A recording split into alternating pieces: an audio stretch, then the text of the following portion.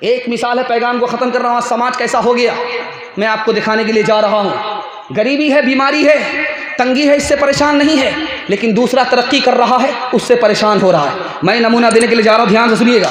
ایک آدمی کا انتقال ہوا، جنازہ اٹھا، اس کو ایک ہی بیٹا ہے، مالدار آدمی ہے۔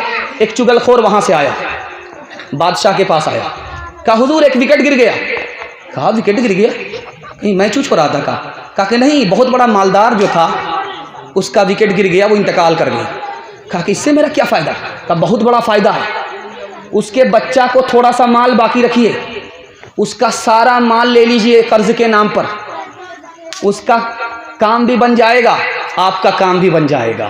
تو بادشاہ دیکھیے کتنا بڑا عقل مند تھا، اس نے عقل کا کیسا تماچا مارا۔ اس چگل خور کو کہا کہ دیکھو یہ پرچہ میں لکھا ہوں، جاؤ مرنے والے کو دے کر کے آؤ۔ اس پرچے میں لکھا ہوا تھا اللہ مرنے والے کی مغفرت فرمائے۔ دوسرا جملہ لکھا ہوا تھا اللہ اس کے مال میں برکت دے۔ تیسرا جملہ لکھا ہوا تھا اس کے جو بچے یتیم ہو گئے ہیں اللہ تعالیٰ اس کی بہتر سے بہتر پرورش فرمائے۔ چوتھا جملہ لکھا ہوا تھا چگل خور پر اللہ کی لعنت۔ انشاءاللہ دوسرے کا ہاتھ دوسرے پکڑیں گے، ہم دوسرے کی ٹانگ کھینچیں گے۔ ہاتھ اٹھائیے انشاءاللہ۔ ایک آدمی تو کن پٹی پر ہاتھ رکھے ہوا کہ کوئی دیکھ نہیں رہا ہے۔ اس وقت کھجلی کا کیا مطلب ہوا کہ ضرور بھول کیے ہیں، یہاں تک کان پہنچا ہے۔ حاسد کے لیے دوزخ ہے اس کا سینہ، جلتی ہے جہاں آتش بغض و کینہ،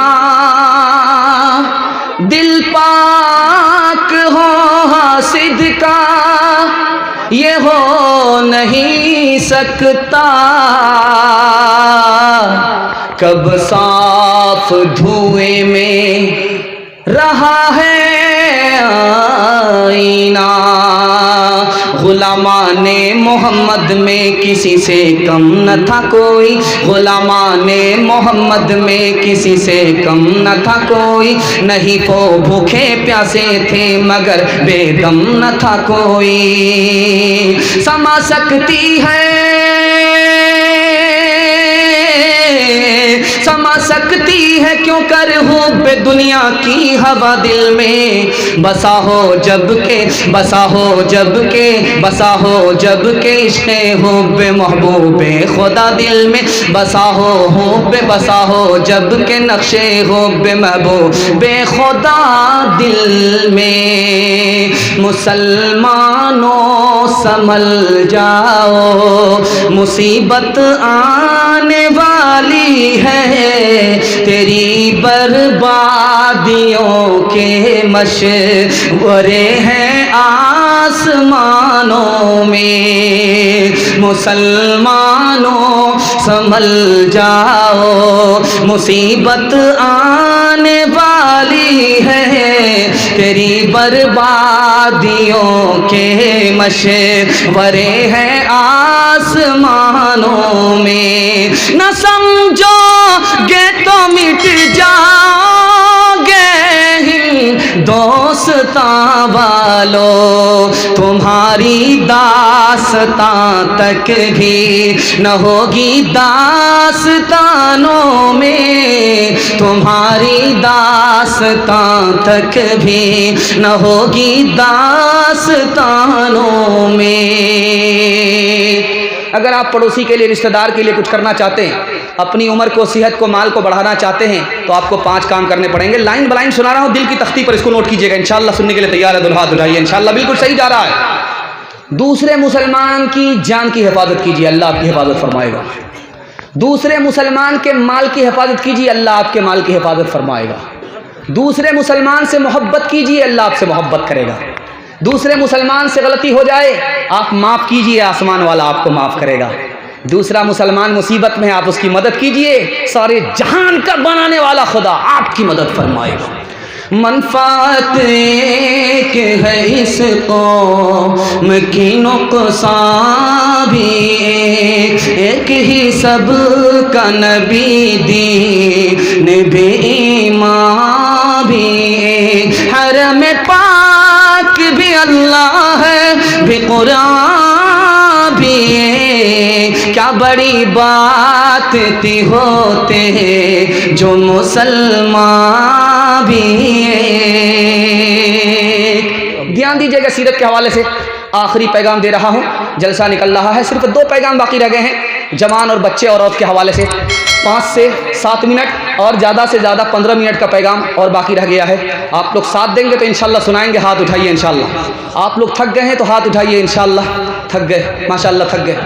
خیر دھیان سے سنیے گا جو آپ کو سنانے کے لیے جا رہا ہوں۔ اللہ کے رسول صلی اللہ علیہ وسلم آ رہے ہیں، کسی صحابی کے گھر آ رہے ہیں، نبی آگے ہیں صحابی پیچھے۔ جیسے ہی نبی کا قدم بڑھتا ہے وہ قدم کو گنتے ہیں 1، نبی کا دوسرا قدم آگے بڑھا وہ گنتے ہیں 2، نبی کا قدم آگے بڑھا وہ کہتے ہیں 3۔ اللہ کے رسول پیچھے پوچھتے ہیں، او عثمان یہ 1 2 3 کیا ہے؟ کہا حضور یہ آپ کے قدم کو گن رہا۔ کہا کیوں گن رہے ہو؟ کہا کہ جتنا قدم آپ کا آگے بڑھے گا اتنے غلام کو آپ کی عزت اور عظمت کی خاطر آزاد کروں گا، اس لیے آپ کے قدم کو گن رہا ہوں۔